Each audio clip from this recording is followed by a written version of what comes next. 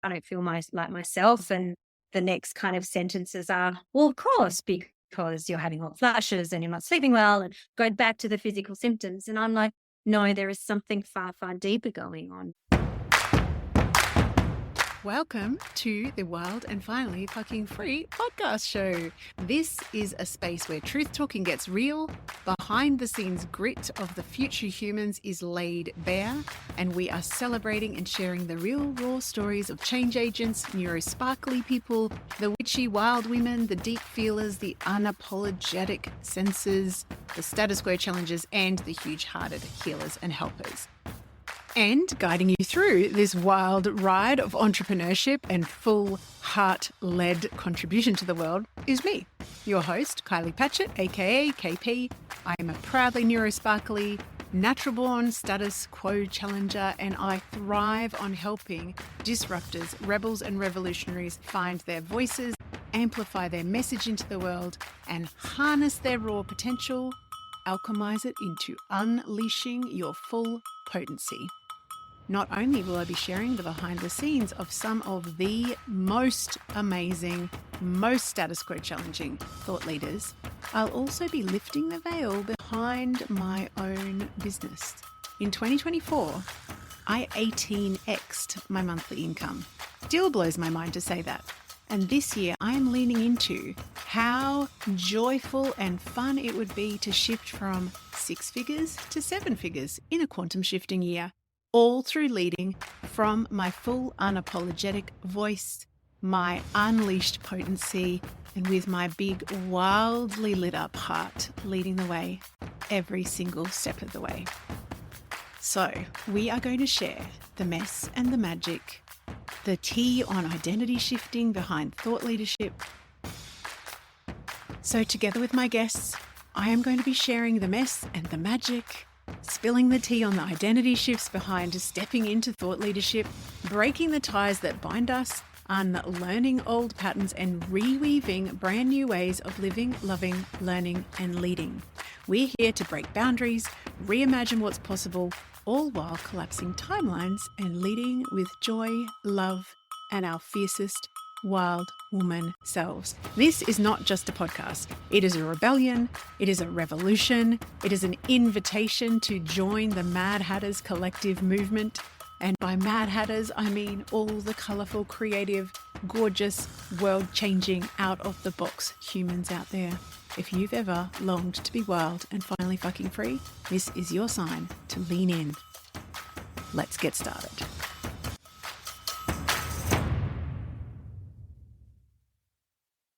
Hello, hello, hello, my love. Kylie here. Happy New Year. You are just about to dive into a very special summer series episode because I worked all the way through Christmas and New Year, but I'm taking some space and grace because I'm just about to turn 50. So whilst I'm offline, enjoying and celebrating and marinating in stepping into a whole new decade, we have chosen a few of our favorite episodes, and here is one. Enjoy. May your new year be full of everything you need, want, and desire. And I will see you, or you will hear from me, on the other side of the Festival of 50. Let's dive in. Hello, everybody. Welcome to the podcast. I have one of my favorite people on the planet with me today. Hello, Miss Kirstin Bouse. How are you? This is long overdue. We have such busy schedules and things. I'm really good. The sun is shining here in Perth. Yeah, chatting to you. We can chat for hours. We literally have just chatted for almost an hour before we press record. No, so you know what I think of you and your skill at drawing out the things that are in my head and making all the gold. So, yeah, I've been looking forward to this for a long time. So thank you. It's so good. I really love how time always unfolds as it should, because we've been trying to book it and then no, it doesn't work. And then here we are at this kind of new stage, which we'll get to. But for those who don't already know your lovely self, could you introduce yourself, please? Sure. I always find this such a difficult kind of. Can I introduce you then? Yeah, go I for would it. love to introduce you because I was so okay. So Kirstin Bouse is a psychologist, clinical psychologist with many decades of experience who has, I'm actually not sure about the time frame, but we'll get to that in a second. So has positioned herself very specifically now in the midlife metamorphosis, perimenopause to menopause space, and has so much gold to share about not just not the physical stuff. I mean, it's informed by the physical stuff, but when we're talking about perimenopause, we hear so much information about the physical stuff and a little bit about the emotional, a little bit about the cognitive, but no one else is talking about this massive psychological shift that happens that is as momentous and challenging and rewarding and profound as the transition into puberty or through puberty into adulthood. Mhm. So, and also founder of All About Her Centre for Menopause and has just sold a business. Very exciting. How did I do? What else would you like to add? No, I think you've nailed all the key yeah, all of those things. I have been around for a long time. I guess, it's interesting that I'm in the perimenopause space now, and I feel really like I've often felt my career's been driven by a vocation, always, It's not been a job for me. It's very much been a calling. And each time I've been called in different spaces, to move into different spaces, and the perimenopause, menopause, midlife, whatever you want to call it, they're kind of The usually clusterfuck. Let's just put it out there. Sometimes I call it the clusterfuck. Anyway, that's my favorite word for it. Yeah, definitely called. I've just been called to work in this space. And what's really amazing is, yes, I have just sold a business. As you know, I've sold my group psychology practice, which I had for 18 years. wow. I didn't realize it was that long. Mm, Congratulations. I don't think I've ever actually said congratulations, but what an amazing achievement to build yeah, something and then be able to pass it yeah, along to someone else. I know. And I mean, it never occurred to me until more recently that I had actually built something that was even sellable. Mhm. So it's been very validating for me because it's no mean feat to run any kind of business. Nope. And as you bring people into the business to work for you, it just adds layer and layer of risk, responsibility, challenges, and all the rest. So Yep. I actually do feel pretty chuffed with myself that I managed to create something that I was able to sell. And it feels very much like the right time for me to be doing that. I'm a bit of a I'm a bit of a midlife cliche, really, because I feel I that love it. selling the business is just one of those classic examples of stepping back and looking at my life and thinking, hang on a minute, this doesn't fit for me anymore. Anymore. Doesn't allow me to pursue the things that I want to pursue. And that was really, really difficult. Like, I mean, I recognize that, but to actually action it and put it into practice was huge. Yep. No, it was a 2-year journey to sell, from perhaps the first few bites from some people to Wow. really then someone who was really in it, boots and all, and of course we pulled it off. But I'd say even the year before, I was starting to kind of think, yeah, I don't think this is, I don't think this is what I want to be doing. And the work I had to do personally to give myself permission to sell was quite significant, because I recognized I'd written, I know we're going off tangent here, but No. This is brilliant. I mean, this show is all about tangents, let's face it. I love it. This is where the gold is. It's impossible not to. But I had this, I realized I'd made this unspoken and for a long time unconscious contract that Mhm. I would not leave my people, that I just wouldn't. They had to leave first. And so initially it came wrapped up just in the idea of, as you get older, you're going to wind down, see less clients, and then slowly but surely close your doors, and, people will move on. Mhm. And that was very conscious for me. But what I didn't realize is that one of the the things that sat underneath that particular picture was this idea of, I can't leave them. They have to leave me. Oh, this is such a good conversation, because the identity piece, and I love your language. So unconscious contracts. And it's unconscious contracts with ourselves, but also the contracts that we have been sold by our family, by our society, by our conditioning, blah, blah, blah. We talk about patriarchy all the time when we have a chat. So what sort of, when you said personal work, how did you start approaching that? Because we're preempting one of the things we're going to talk about, but this is a perfect segue into it. I mean, the first thing was to even recognize that I had this contract, was removing all the practical reasons why I couldn't sell. So, well, not removing, but, just kind of addressing them. Dealing with them. I've got to do this and I've got to do that, and what would it look like? And I do think one of the barriers initially was like, well, who am I without this part of my identity? So that was absolutely like, I stepped into a void, and I do remember speaking quite at length to a colleague about it, and just really saying to her, I can't action this until I know what my next step is. And basically I just kept getting the feedback from her and another colleague as well. So they're both relatively what I call woo-woo. So they're both clinical side, but they definitely have a very strong spiritual side. Yeah. They essentially said to me, you are probably not going to be able to find the answer. You're going to actually have to step into the void and know. And that was terrifying for me, because if there was one area of my life that I had always known what my next step was in my career. Yeah. I had a very typically ADHD career.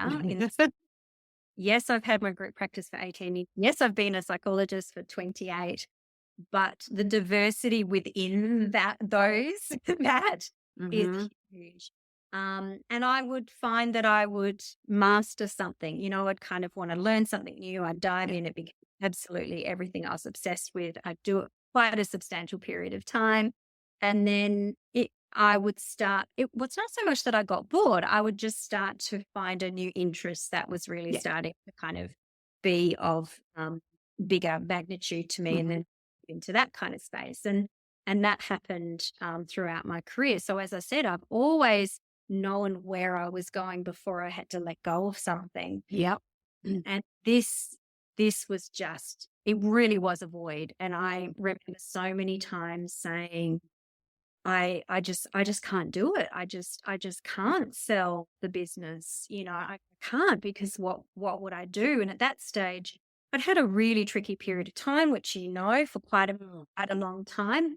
So I wasn't doing a lot of clinical work, and I wasn't feeling up to doing a lot of clinical work. It was the first time in my career. It was about the 25-year mark. I'd been working, and I was really just like, I'm not up for this, because, perimenopause, burnout, late diagnosis, ADHD, all the things which we might go into a bit more later, they really brought me to my knees. Yeah.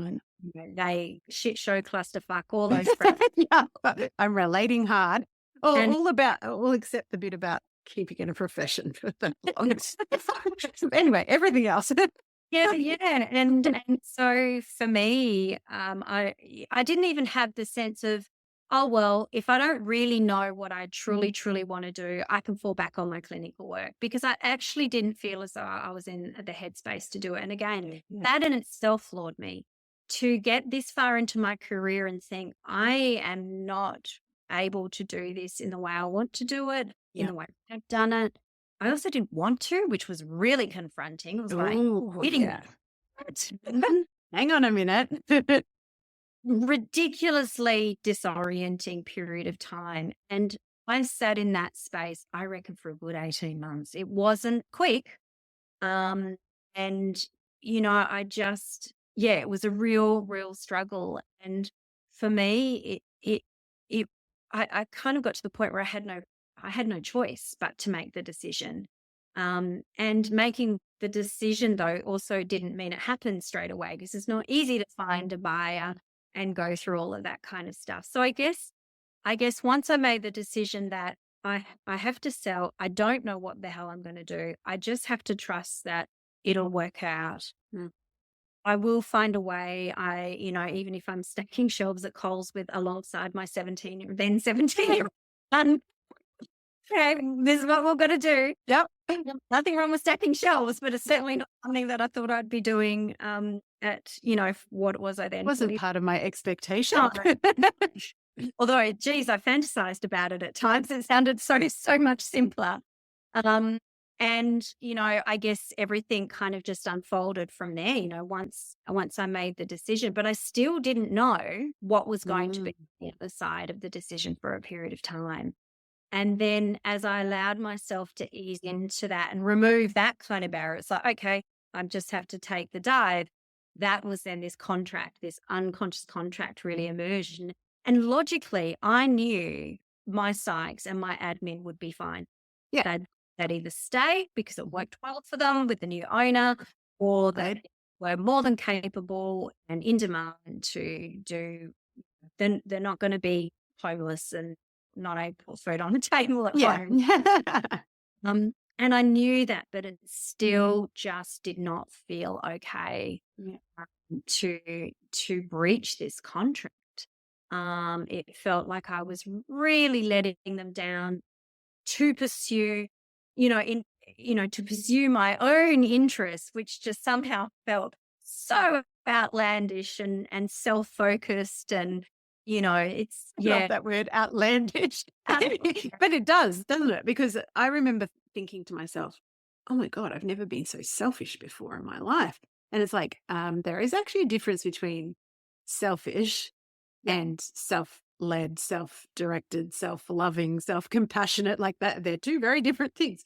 But as you're talking, I want to ask, did you become aware when you realized that was an unconscious contract? Could you see that in other areas of life too? Like it was kind of rippling out as well? Or was it mainly this professional kind of?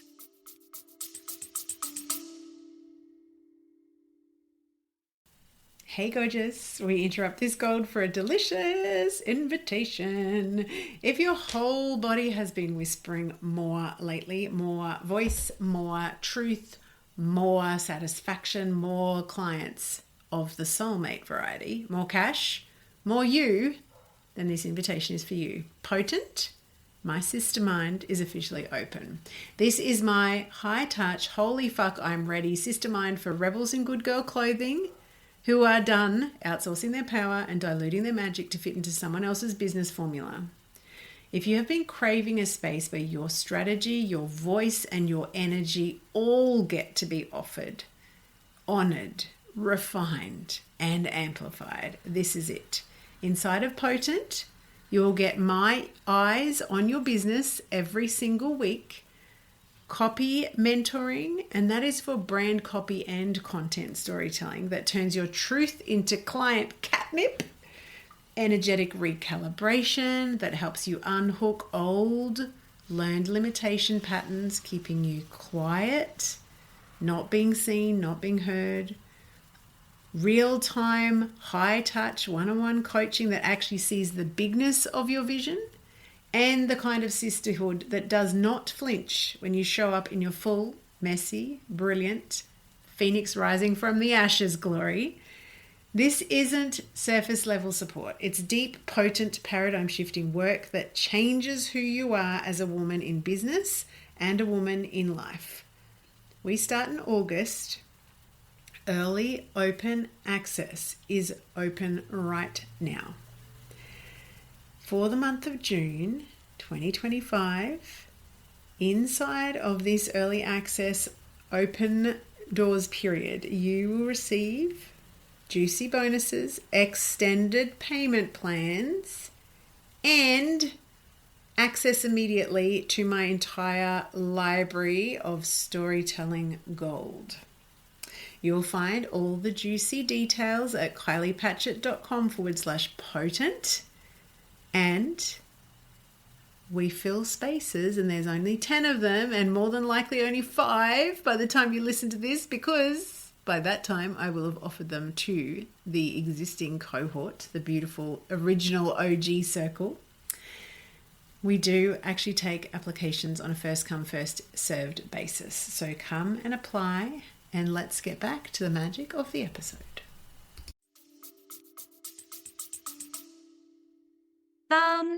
Not as strong in other areas of my life.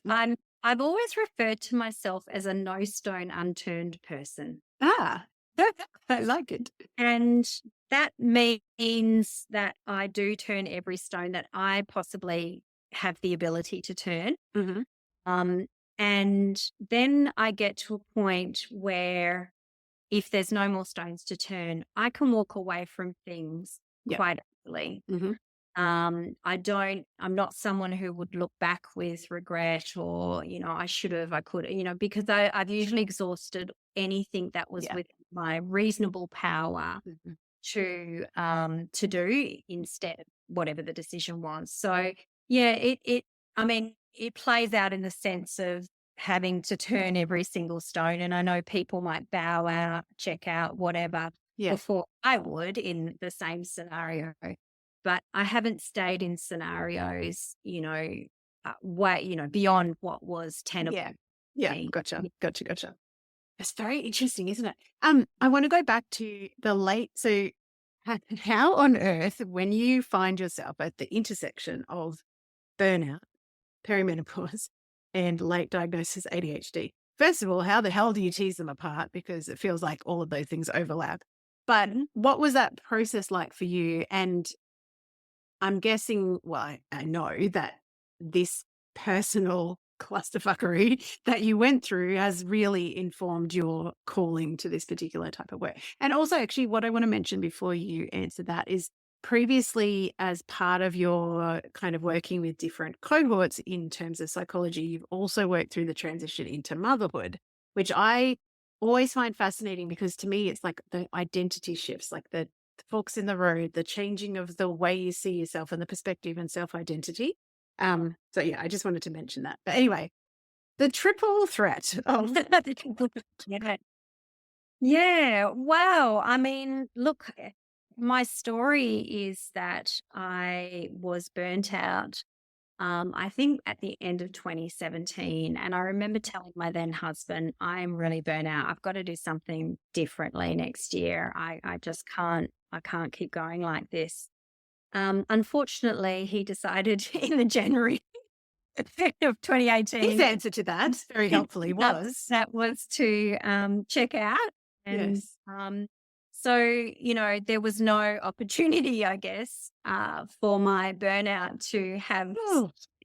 So I just ramped up, We sold our house and we had 2 investment properties at the bottom of the market. We made financial losses. I did not come out with a deposit to buy a new house or I know there were worse scenarios, but I couldn't have actually predicted a worse scenario for me in terms of how I thought my life was going to pan out with someone for 16 years,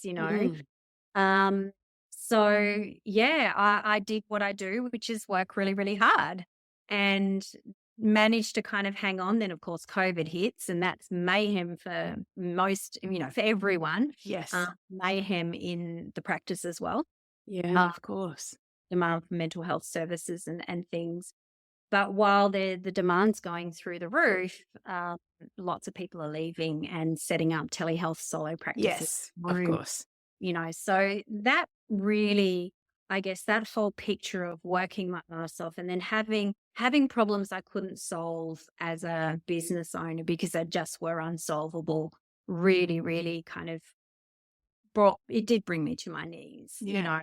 I had a significant step back from clinical work because when I thought about all the things that I had to do in my practice, run the practice, manage people, supervise people, see clients, and all of that, there was no one I could delegate some of those things to where clients could be handed over to others. Yes, gotcha. Yeah.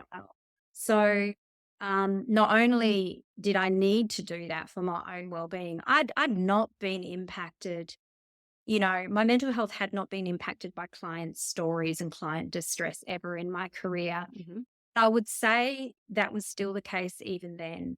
But what was really beyond me was the level of focus. Like basically client work is hyper focus. It's perfect for an ADHD who loves people. Yeah. You're totally immersed in their world.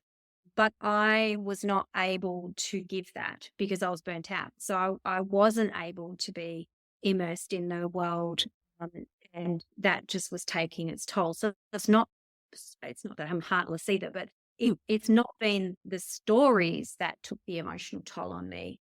It's the level of presence, session after session after session after Yeah, because session. that's all bandwidth, right? As you're talking, I'm like, ugh. That's like even some weeks, like last week, I try and have 1 week a month where I don't have active calls scheduled apart from with my team. Just because I know myself, I need that time to defrag, to catch up, to do like, really in-depth client work where I'm doing a lot of writing and I want to do it in a stretch of time. And that didn't actually pan out last week. And then I had other stuff going on with medication shortages, as we've talked about before. And I have really, really noticed that if I don't have that pattern interrupter, then the constant bandwidth requirement just gets completely untenable. And I do think that is a combination of midlife, changing resources emotionally, but also me being very honest, I'm just not willing to push myself in the way that I used to because the consequence is far too severe. Whereas I used to, in inverted commas, get away with it. Not really, but now it's not. So as you're talking, like every single person, it's bandwidth, and you're dealing with stuff in your personal life as well as managing, leading people, the complexities of that. Oh God, I'm actually feeling quite nauseous. It was full on. So that's what I've stepped back from, because at that stage there was no one else to kind of make the decisions that a business has to make and think through those things. And also wasn't able to, I needed legally to be providing supervision to my early career colleagues. Couldn't outsource that because it's just too expensive to outsource. So that kind of led to that. But I guess what was happening at the same time, which I did not know at the time, of course. Which is why you're so passionate about what you do now. And, to put some context around that, I had a hysterectomy, everything was taken out but my ovaries. So I didn't go into immediate menopause, but I was 42 and it was only 6 months later when my marriage ended. And I mean, we now know that I think a meta-analysis was released earlier this year that really confirmed that you start you hit menopause, earlier, even when you've ovaries. But if you've had this kind of surgery that I've had, I didn't know that, at the time. And so I'm starting to, get these, of course, I'm fatigued, my mood is low, brain fog, all of that stuff. My GP's known me for a long time. Understandably, both of us are just thinking burnout. It's just, of course, because there's so many things that has gotten through COVID with it. Yes. Well, I did because I was still working because I was in HTS. So it was like the world for me. Yeah, that was not the case for me. But, my GP was really fantastic in supporting me through what was a very emotionally difficult time for me, for sure. But she wasn't perimenopause informed. And so, by this stage, I'm also in a new relationship, which was awesome. That was just like, new relationships are great. That's the perk of marriage, and is you want to have another relationship and then you find it. It's all very, Can you step? There's your dopamine. And so that was really, really, really great. But all these symptoms were still happening. And she couldn't explain it. And then she sent me to the gynecologist who'd done the surgery. He couldn't, no one was really answering this kind of stuff. And I'll be super, transparent that one of the most significant symptoms was dry vagina. And I'm like, God. Okay, brain fog, get it. Low mood, get it. Like poor sleep, get it. All of those things are part and parcel of burnout. But, where is this particular symptom kind of coming? Yes. Hang on a minute. with my history. And so, I mean, I was prescribed antidepressants for my brain. That'll help you the most. They'll be way more effective. Um, yeah, to help with the brain fog and the low mood and stuff like that. Took them, hated them, came off them. And so I kind of, I guess, struggled for a couple of years. And it's only when I was having a bit of a whinge to my own kids about how crappy I was, how crap my sleep was, basically. And I said, but I sound just like Nan when she was my age. And the penny dropped. Yeah. And my mum was a nurse. And while from a generation perspective, they didn't talk widely about menopause, it was something that in my family, we knew that she was going through menopause. Yeah. The word menopause did not exist then, but we knew. And so, when I said that out loud to the kids and had that penny drop, I'm so grateful that my mum did mention that to my sister and dad and I, because is when I was like, that's what I think this is for me. Yeah. So then I did my own research and again, took that back to my doctor. She still wasn't very convinced. And it's just been a trial and error. And I have found a while ago now a wonderful menopause informed GP. Yep. And she's been fantastic. Having said that, what I will also add is that I bathed in estrogel. About 2 years. Yep. And only about 4 months ago. And I'd been saying to my GP for a while, I just don't think I'm absorbing this stuff. I just don't feel any benefit from it whatsoever. Do the questionnaire every time I saw her and all the rest. Yeah, it's not changing. And am I just expecting too much? Is this just how it is at this age, Yeah. And I said to her, can you switch me to something else? She's like, oh, but the supply issues, let's see if we can tweak this and tweak this. So we just persisted because of the supply issues. Yeah. And in the end, she said, no, we're gonna just see what's going on. So she sent me bloods and discovered that I had no estrogen, like I was not absorbing anything when I was. Besides your bathing. Rude. And because of that, we could also see that I was probably, had been postmenopausal for a little while as well. So this one phone call about these blood tests kind of confirmed, yes, I wasn't absorbing estrogen. And, oh, by the way, you're postmenopausal, because of course with uterus, I didn't. Yeah, you don't have that. And so we have since switched to patches and we've had to up the dose, but I can say that my blood tests show that I am absorbing it and I can, I don't know whether it's because I'm moving further into postmenopause and I'm feeling better or whether it is, because the estrogen's starting to kind of obviously take these effect. Yeah. So we've increased my dose of patches. I'll have another round of tests just to see and, we'll take it from there. And as I said, this GP is absolutely fabulous. I don't at all hold it against her that I spent 2 years trialing, no, because there's shortage. 3 pumps, 4 pumps. Yeah. And testosterone now and all of that kind of stuff. What is just infuriating is that we talked about patches a few times and each time she was just like, if I start you on that, you're just not going to be able to get it. Well, that's where I am at the moment. Where you are. Yep. And so, that's super frustrating to me. But in amongst all this, I guess, in terms of where I'm at and what I'm really trying to pull off now in my professional life is it was a real shit show. And what was interesting is despite, not all my friends are psychologists, I will a lot of them are, handy at times. I know, I was going to say, I could do with a circle of psychologists as my buddies on Instagram voice memos. And so, in amongst that, my boys are starting to be diagnosed as ADHDers. And then, of course, I start to kind of, I see some of this stuff. And my oldest has a different dad to the younger one. So it's like, I'm the common thread. And then I spoke to some of my colleagues who are really across this particular space. And they were like, oh, yeah, you're ADHD. And I'm like, did you not think to tell me? I had a conversation with a friend similar to that. She's like, oh, Really? You're raging ADHD, always have been. And I'm like, would you not have told me? You know, it would have been nice to send the memo. I would have appreciated that. She's like, I thought you knew. I'm like, no. So yeah, it wasn't my area of expertise. And anyway, so I went and got myself assessed, and yes, very ADHD.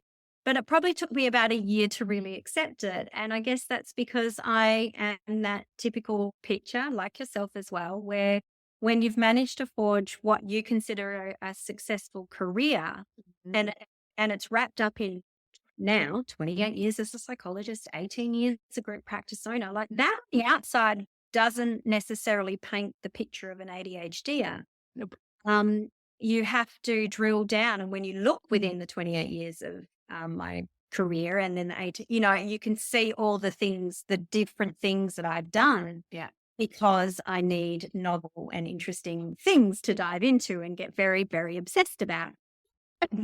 And so, you know, eventually I kind of came to terms with that diagnosis, and it really was my career that was the clincher for me in accepting it. And I wasn't, it's not that I didn't want to be ADHD because it was a bad thing. Yeah.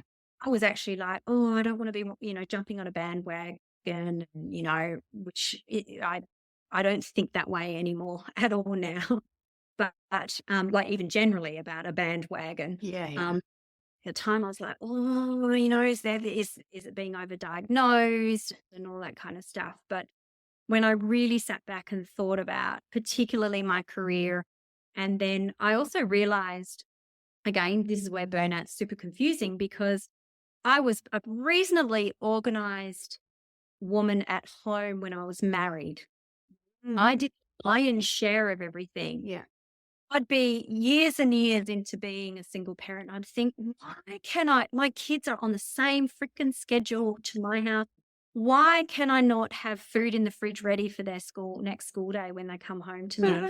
Why can I not organize this and organize that and do that? Why? And a friend of mine, who was one of the ones who was like, yeah, you're definitely ADHD. We were just chatting, and one day, and she's very ADHD too. She's a whole family of neurodivergent. We travel in packs. We like to do that. She just said, I can't remember what we're talking about, but she said, I remember when I was in my mid-20s, I couldn't wait to be married and living with someone because I would then have a body double. And when she said that to me, I was like, that's what it is. I had a body double when I was married. And that's why I was able to do, and I wasn't perimenopausal either, but you know, because I really did do the lion's share of running the home, had the business, all the rest, running the home, running the kids around. I mean, my then husband wasn't a passive participant, but the nature of his work was, you know, he's in police, so, you know, very long, very, you know, all that kind of stuff. Yeah, all over the place, shift work-wise. How many days, given the squads he worked in and stuff. So, yeah, and that was a real epiphany for me. And it was like that I've lost that. Because, yes, I've got 4 kids, and I've, you know, got this handful of kids around me, but they're not adults. So I've got the spares. It's all good. Right. They do not as a body double for me, any of them. No.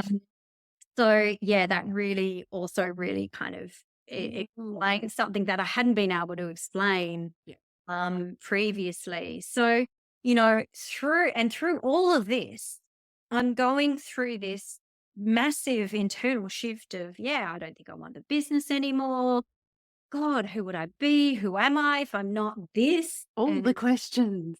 I mean, even not being married anymore was a big thing for me. Okay, I'm not somebody's wife, and you know, and that's an experience that a lot of people have, regardless of the life stage that they're at. Yes. But you know, for me, I had all of these massive events that were really challenging my identity. So single parent, married anymore. Yes, I was in a relationship, still am, but we don't live together. Yeah. So, you know, am I partnered, or is he just what language will I use to find this, you know? Yes. Yeah. not wanting the business, needing to step back from actually providing clinical work. Now I've got this ADHD. thing Yeah. pressed upon me to kind of make sense of. And, all happening at what I truly believe is a time we do that anyway. We Yes. really start to ask who we are, how we want to be, what we want in life. Absolutely. For me, despite having these amazing friends generally, and then a whole bunch of friends who are psychs and experienced psychs who know nothing about perimenopause and the shifts. Because in my non-psych group of friends, they're older than me, so they are I was more likely to be talking about these gotcha. Yeah. with. But my psych friends tend to be at least 8 years younger, if not 10, 11, 12 kind of thing. So they weren't anywhere near it. I'm going to sit back and watch. I know, right? I'm like, that's allow me to observe. Where do I go to talk through this stuff with somebody who can bring that psychological lens to it? Because that's just how I am. I've been a psych for such a long time. If I can understand things, I can generally cope. Yeah. And this was a whole bunch of not understanding this, yes, the physical symptoms, the cognitive stuff. Okay, once I understood that I was perimenopausal, that made sense. But nobody talks about these subtle but pervasive psychological shifts. And it just really pissed me off, really, really pissed me off. Yep. And as I started to move back into client work and working with women at this stage, the other thing that pissed me off is, okay, they're seeing me, cool, they've got a psych who's informed about perimenopause. If they didn't have a GP that was informed, I could direct them because I started to know, where they... Who was? Where do they hang out, those unicorns? Find other health disciplines who really knew this space, the nutritionists, the naturopaths, physios. A lot of physios advertised more as that kind of postpartum person, which, I now know because I've spoken with physios to try and educate myself that, they might advertise as postpartum, but it's just as relevant, perimenopause, because often so it's similar. Yes. Or being magnified, pre-existing problems, postpartum being magnified and stuff. So, but where are they? And I'm a really persistent person when I get an idea in my head, surprise, surprise. How can I find these? Like if I'm struggling to find these people to suggest to my clients who need support from other health providers with other areas of expertise, then someone isn't, women out there aren't going to know that there's this support available to them within this particular health niche, let alone how to find them.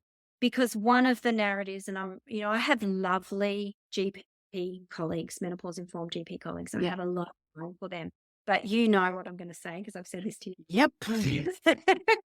They are not experts in everything. No. They absolutely are a critical part of the picture, particularly because they're often the first port of call for women. And they, like me, I know a bit about nutrition. I know a bit about what type of exercise you're supposed to be doing and all the rest. Yes. But I'm not a nutritionist. I am not a natural. I am not a physio. I'm not an exercise physiologist. And so the frustration for me is that women out there don't actually know that there are many other health providers that are far better placed to support them in certain areas than even, me or a GP.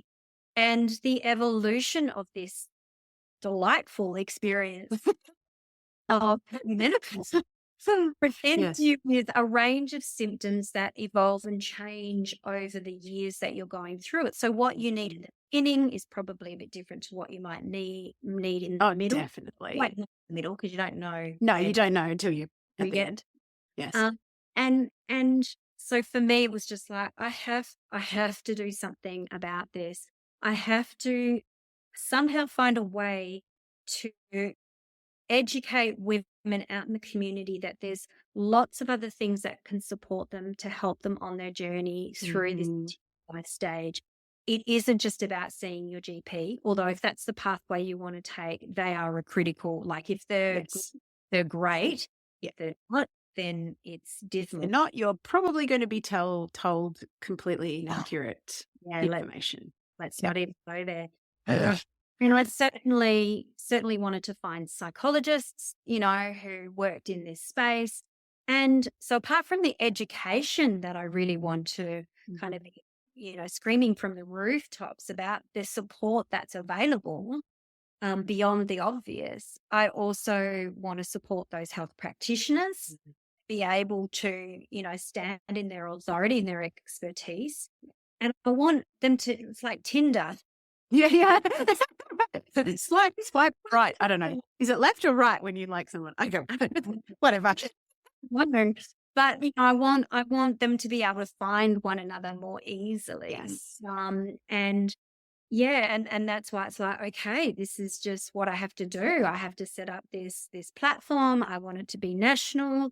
People with bricks and mortar, cool, great, but telehealth as well. I mean, there's obviously some services that need to be in person. Yes. And stuff. But yeah, I really wanted to provide a platform with good information, evidence-based information, as well as that really lovely kind of blog flavor, as like where it's kind of drawing on experiences that we've had ourselves, our clients had, clearly de-identified, but sharing stories that will resonate for all women, as well as really evidence-based factual information. And this this way of finding health practitioners who could have this interest and this commitment to supporting women through midlife. Yeah. And then part of that, what became really obvious when I did my market research, is how important it is to support the midlife. That was an unexpected outcome of my market research. A delightful one, and kind of the cornerstone of All About Her is, how can I get you in front of the people you want to be in front of, and who you want to help the most? Because you've got a couple of decades under your belt in your own discipline by now. And, you've also got your own experience of this transition. And that's how hard it can be. Fantastic combination. Yes. And, it really has attracted, and I imagine will continue to attract, those health practitioners who also have that bee in their bonnet, that, this is the space they want to be working in. Yeah. Because they know how awesome midlife women are. Yeah. But how challenging this period of time is. And they want to make a difference on that individual level. And all of them also in the market research wanted to be part of something that would have a bigger impact than what they could ever have just on their own. Yeah. And so that's the other thing. Sorry. Yeah. The other thing I wanted to bring to the surface too is, and because I want to get to the psychological shifts, but one of the key things that this midlife brings, and actually I want to get to the disruption piece as well. But from a practitioner perspective, what I love most about the All About Her model is that you've got, exactly like you said, midlife practitioners. They've got this experience under their belts, and they're also being driven by a higher desire for autonomy, contribution-based, like true contribution, not like societal conditioned, obligation contribution. They've got the power of their own lived experience, which is huge, but they're also doing it in a way that opens them up to more professional autonomy, because they're able to do it in a way that the Tinder. Yeah. Can we use that in your mind? No, that's quite the right messaging, but it's this beautiful, it's like a win-win-win for the practitioner, because they get to do more work with people that they more want to speak with, but they don't have to be, in their own psychology, bricks and mortar business necessarily. And they don't have to be part of a practice if they don't want to be. They get to do it their way, which I really, really love, because if your practitioner is more happy, more satisfied, more fulfilled, it's only good news for the people on the other end, right? And I've always operated that way in my group practice. It was like, if I support my team well, then they're going to do their best work, right? Yes. Yeah. When I was moving towards All About Her, though, I was very clear. I didn't want to replicate the same kind of business model. I didn't want employees. I didn't want independent consultants. So for me, that was an absolute hard no. I needed to come up with a different way of doing this. Yeah. And then the market research only confirmed that that was going to work for the health cohort. Yeah.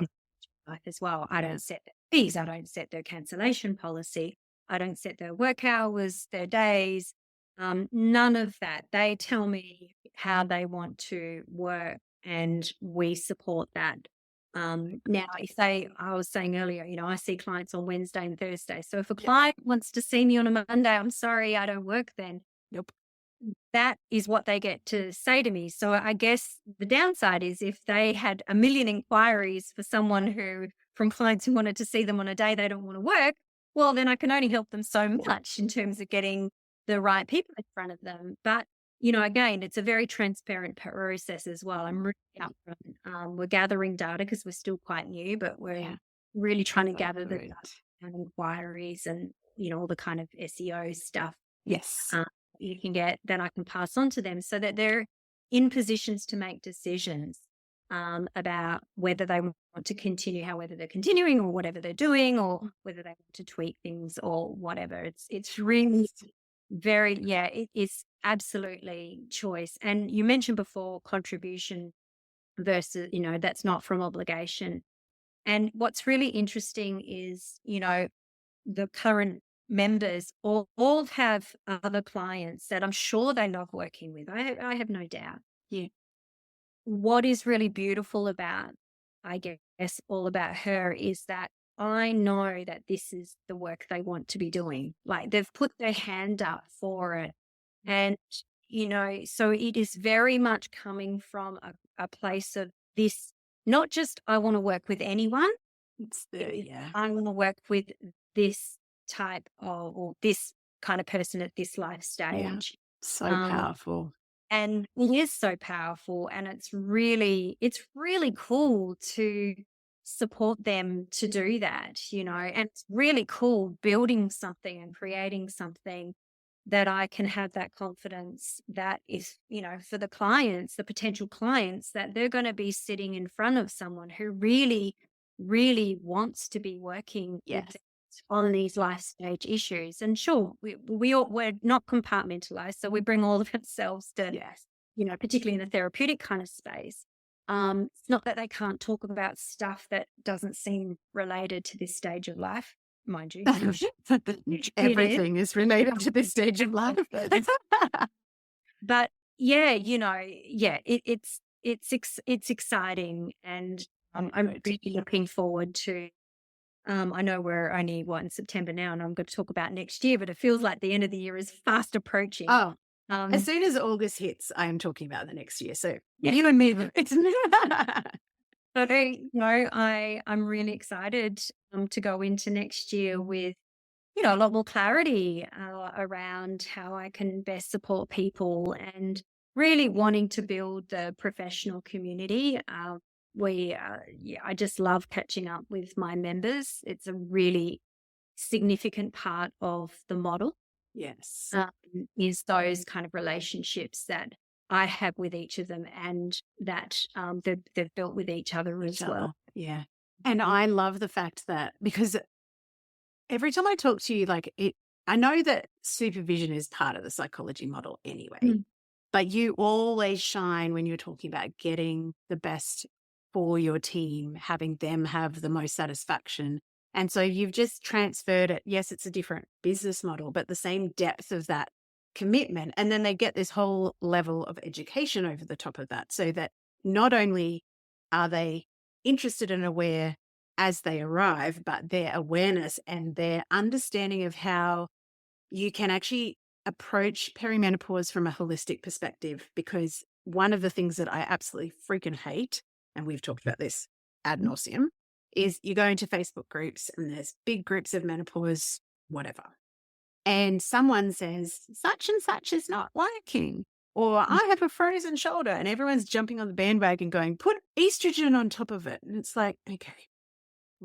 If we were approaching this from a holistic point of view, we would also be looking at what are you still having on your plate or saying yes to that is not sustainable?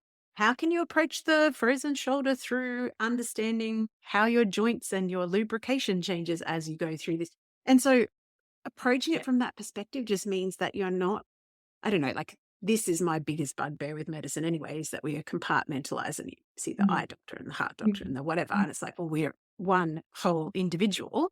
But I love the approach and the fact that building the network means that, you know, if they are working with you or a psychologist, they're also connected by definition to all the other members and that, you know, that you can refer out. Such a good model, because especially for me being rural, my first GP experience, but I actually literally took Lara Bryden's hormone repair manual with highlighter on the pages. And because I was really, my first kind of inkling that maybe it was perimenopause was really more sleep, like early days sleep, and then just stress tolerance. I had F4 and also ADHD diagnosis on top of things.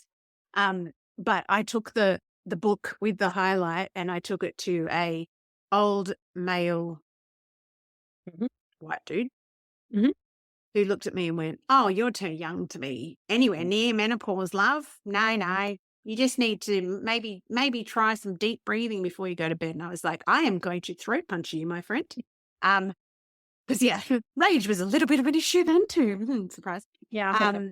But I also, with the education piece, because all about her speaking to midlife women as well as the health practitioners, when we're talking about finding a menopause aware GP, the very first thing is, do you even freaking know about perimenopause? Because I feel like we just invented the word in the last 5 years. I know it's been around longer than that, but in my world, at least, it's only been, But then also, as we talked about right at the beginning, we talk about all this physical stuff, but we're not talking about the psychological shifts. I really want to cover and the disruption piece, because your favorite quote from Kirstin Bouse is, "What if this is designed to disrupt us?"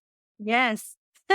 Which I think I would have throat punched somebody had they said that to me when I was at my lowest point. So I want anyone listening to who is having a really tough time, I definitely want them to, I guess, hear that I know it's a controversial statement and, that they probably have had a similar reaction to hearing the statement as I would have a bit of a while ago, but there is some rhyme or reason for me to kind of posit that question. And I think,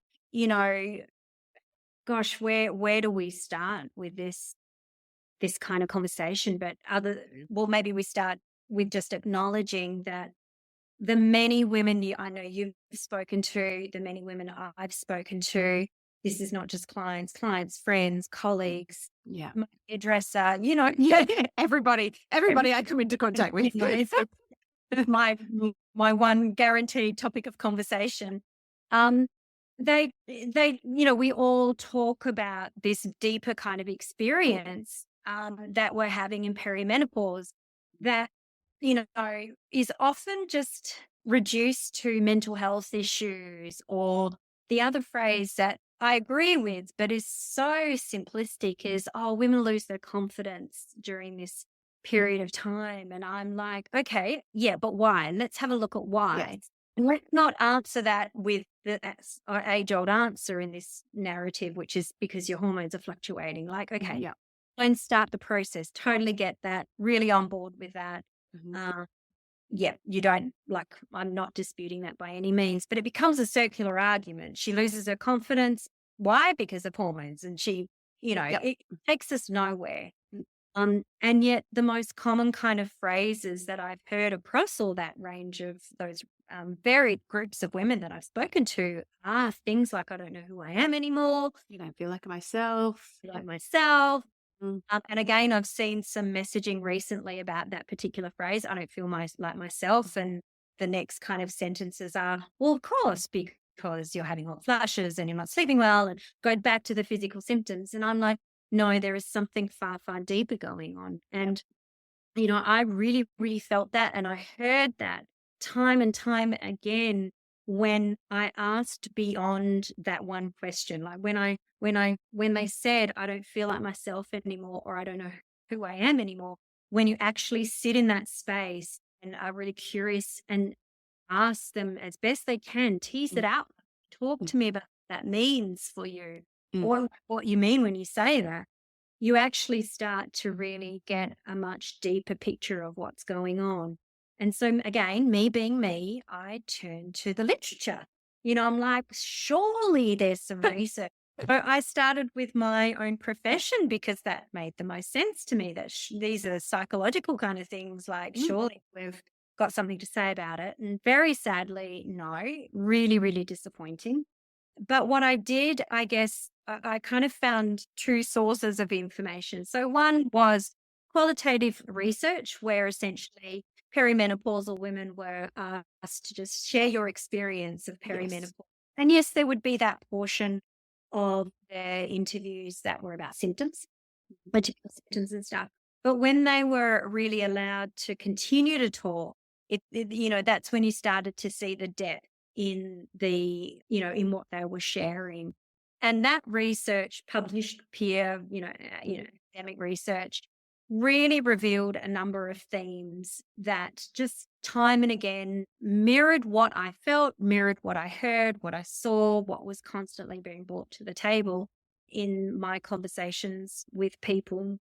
And so, those themes were typically identity, shifts in identity, shifts in values and priorities. Not wanting to be around your children anymore. A really strong drive for autonomy and individuation from the relationships that we've had. And roles. Roles, exactly.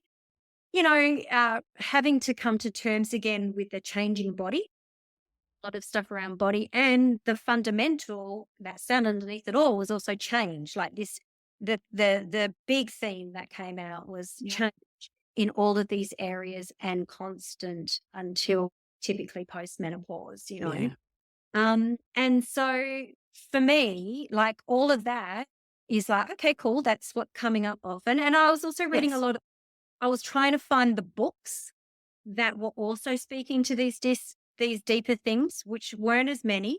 And they definitely were not written by anyone in the medical community. They were far more journalists who, had an interest and interviewed lots of women. They were feminists, all of that kind of stuff. Yeah, so it's a different lens. Again, these same themes were coming up. Now, as a psych, I looked at those themes and I'm like, I know what this sounds like to me. This sounds like adolescence. Yep. A massive part of our training and the way we make sense of people, not the only way, but one that has to exist for any person that we're working with, is understanding the developmental stage that they're at. What that developmental stage kind of brings to the table. And there is lots of research in psychology around the psychological developmental stages. Yes, there's also the gross motor skill, and all that stuff. Moral reasoning. When does that kind of develop? How does that evolve? Blah, blah, blah. But this is kind of like, we're talking how a person is grown, how a person is created. Yep. And those themes that I mentioned before are exactly the themes of adolescence. They are the things that we know are normal for adolescents to be wrestling with, grappling with, struggling with. We also know that that struggling with it and finding their place with those things is critical to the next developmental stage. We know it lays the foundation. If they don't get to wrestle with these things, which sometimes kids don't because shitty things happen during and take them off different trajectories. Yeah. And it's very hard to kind of come back onto the trajectory.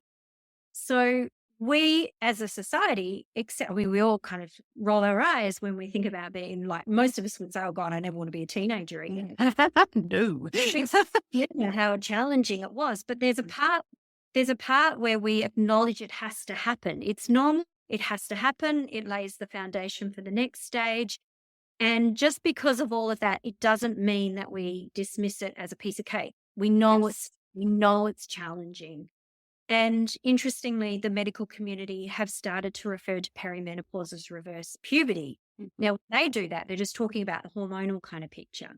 Totally get that. Totally get that. But for me, and, if I could do, actually, I don't think I would do my PhD now. I've got more important things to do.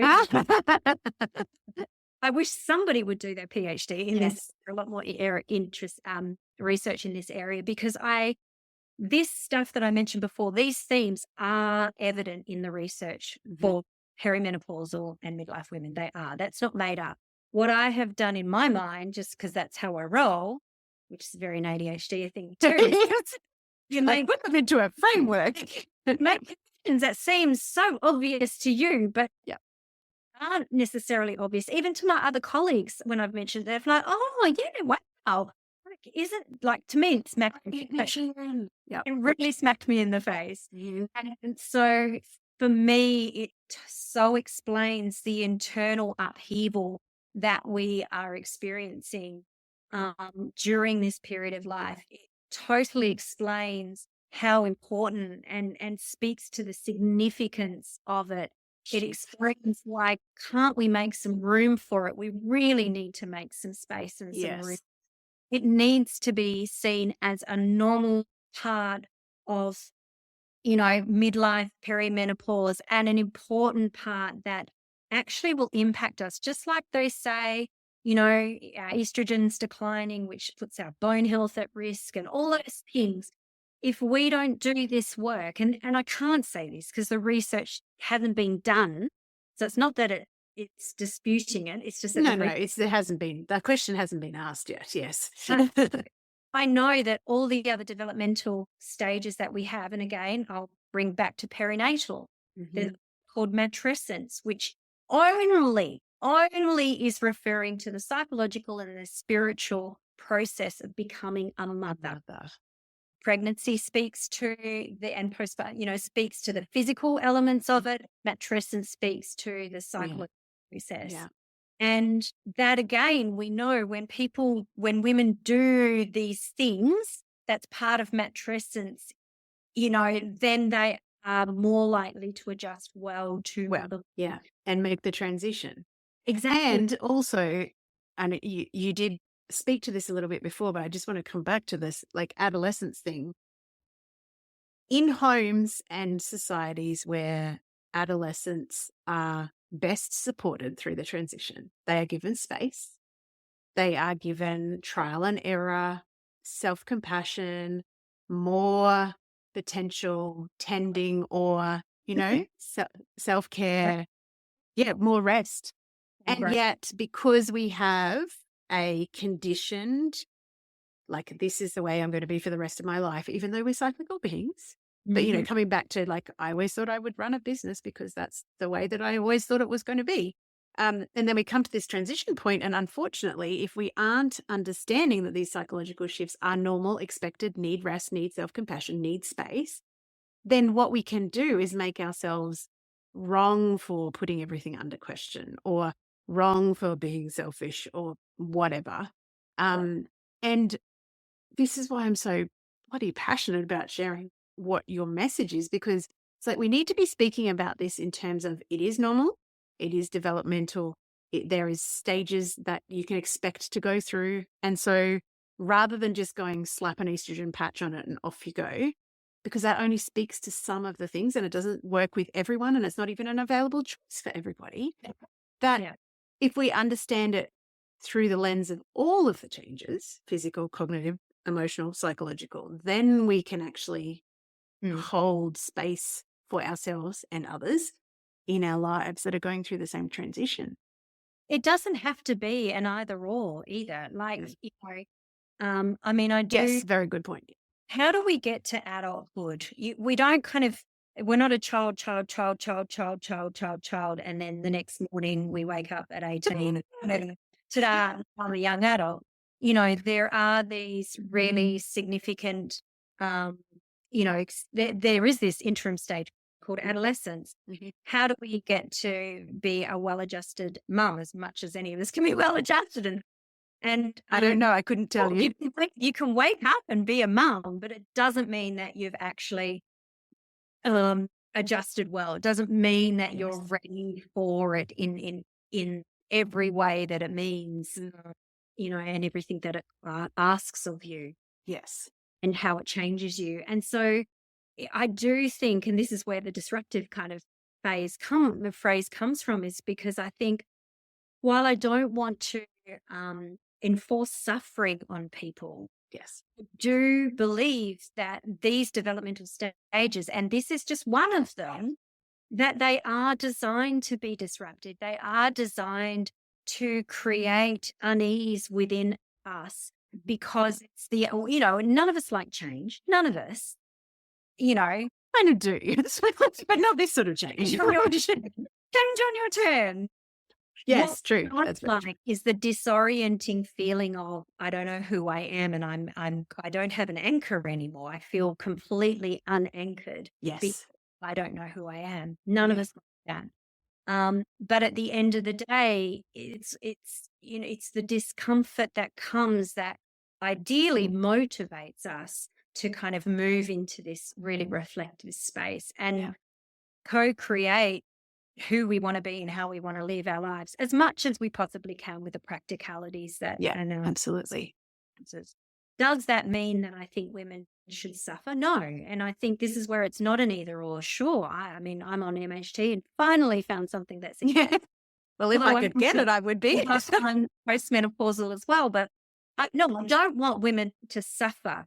But you can still and whatever they can do to support themselves, because I think suffering reduces bandwidth. Yeah, And 100%. this reflective stuff requires bandwidth, which is why, in my work, I work where women are at. I meet them where they're at. And if they're in crisis, I am not going to be having what I like to call red wine conversations. Yeah.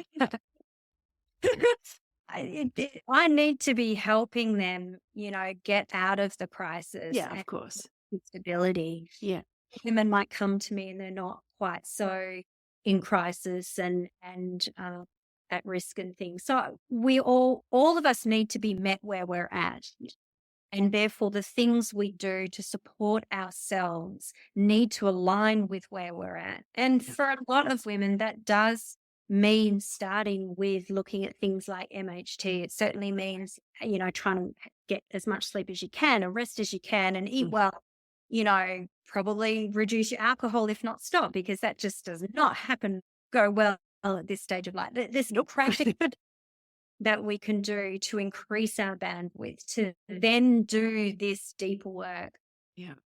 I feel sad to think, though, that some women stop with just easing the suffering and don't move into the deeper work. And I guess that's where I'd love research to tell us, is that a big deal? Am I making a big deal out of nothing? Like, so what? You don't do the deeper work. Does it impact your life later? Maybe it doesn't. I don't know. I certainly know it would for me. Yeah, me too. Yeah, for me. absolutely. And I guess I've just been doing this psychology gig for too long that I think there are just times in our life where we are being forced to take stock of who we are and how we want to live in the world. And sometimes that's forced upon us in terms of an external thing. Yes. In this situation, we're talking about it being forced on us, but it's from an internal kind of.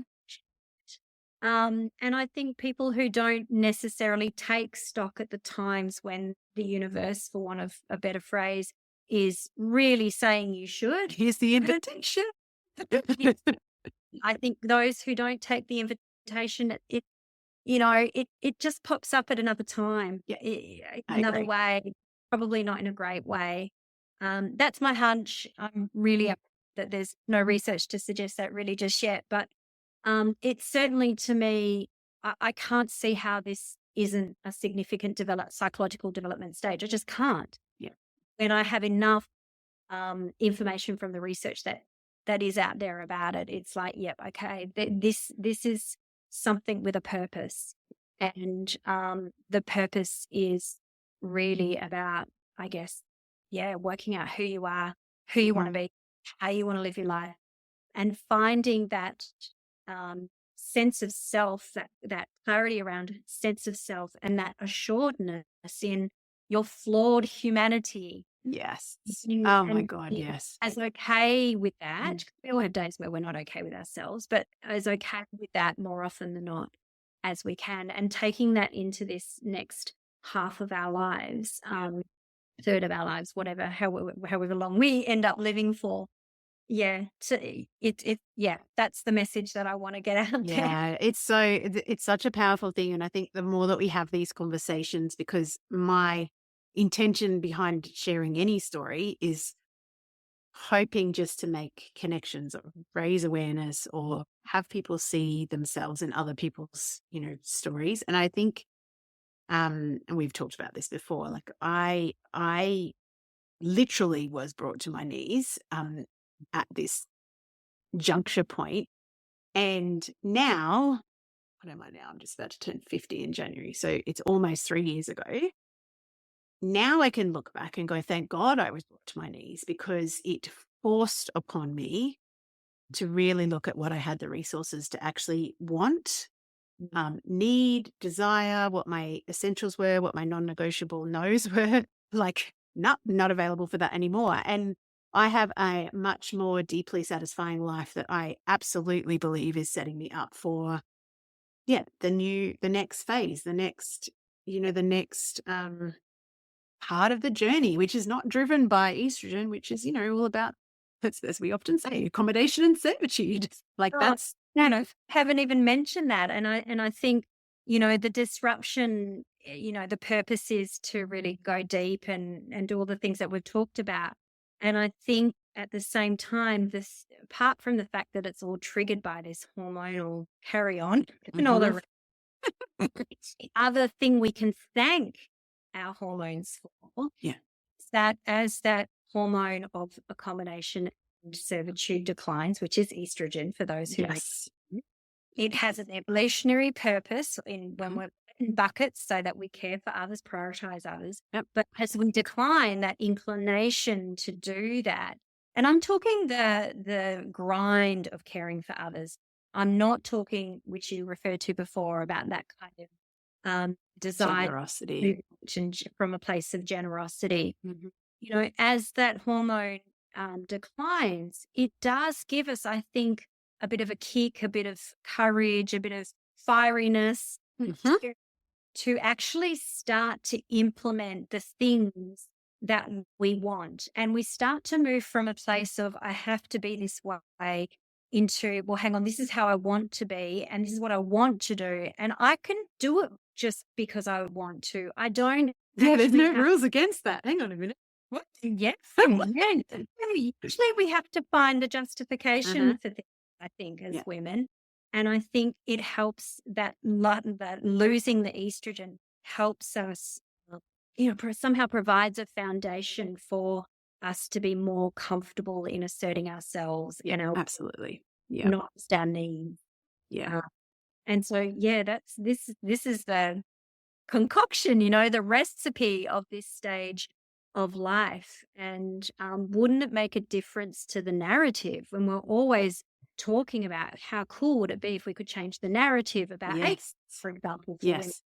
100%. I know lots of people are having these conversations trying to change the narrative so that we can see aging for women in particular as a really positive thing. Mhm.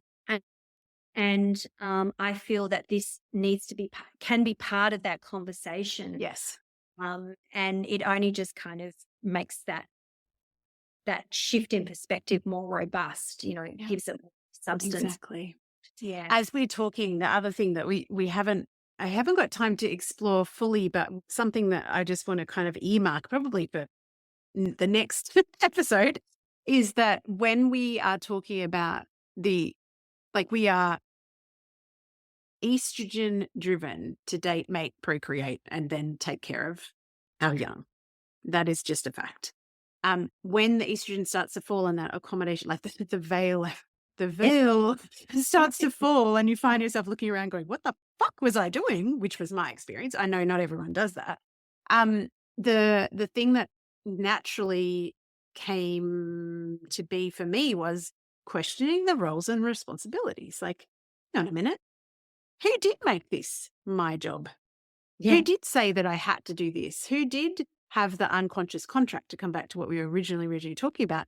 And whilst that is deeply discombobulating to be asking all those big questions, it absolutely is for a purpose. And I now look back, like I was thinking back to the very first episodes of this podcast. So that's 2 full years ago. And I was still struggling, like really struggling. And the whole reason I started the podcast was to talk to other women who were in the middle of or post transition, so that I could use them as life rafts, like literally. Like that was the whole point. I mean, I love interviewing people, of course. But now looking back, I'm like, oh my God, all that discombobulation was the perfect breeding ground for, bringing the fire back and getting clear. And I think that it's never a bad thing. And also there is absolutely real resistance from the people around us potentially when we start to challenge those things. I remember one particular conversation I had with my youngest daughter, and now I look back and go, oh my God, that whole conversation was her being 16 and needing the independence, and me being 47 and going, screw you, you are not, I need the independence too. basically. And we had a massive argument. She left home at 16 and I was like, oh my God, this is the worst thing in the world. In the fullness of time, it could have gone either way, I'm sure, but in the fullness of time, I'm grateful for having the ability to stand my ground, and also having a kid, even at that age, be able to stand her ground and actually get her needs met. And she knew she wasn't going to have it in a house where her mother was like, no, this is the line. And she's like, well, I don't like your line, so I'm leaving. But that I can see now with the ability of hindsight and looking back across a couple of years and just going, oh my God, it was just all perfect. And then I also see my friends who had kids a lot later and they've got little primary school. Anyway, I just think, thank God I didn't do that, because I don't know whether I would be coping. I don't think I would. Anyway, that is a whole other conversation. We are going to have to tie up. We could talk forever, but oh my goodness. Keep going. Thank you.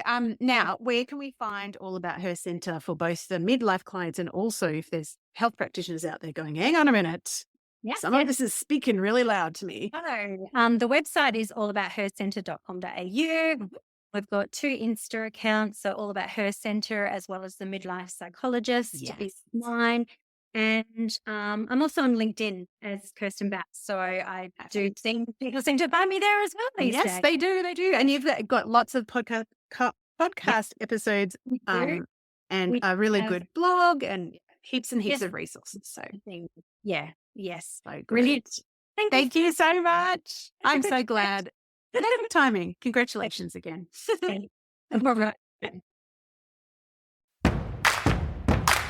There you go, beautiful one. Another delicious, juicy, truth-talking episode with a disruptor rebel or revolutionary sharing the identity shifts and the mess and the magic of leading right on the edge of your expansion and going first as a visionary leader, as a woman creating a business, and inviting people to completely new ways of learning, living, loving, and leading.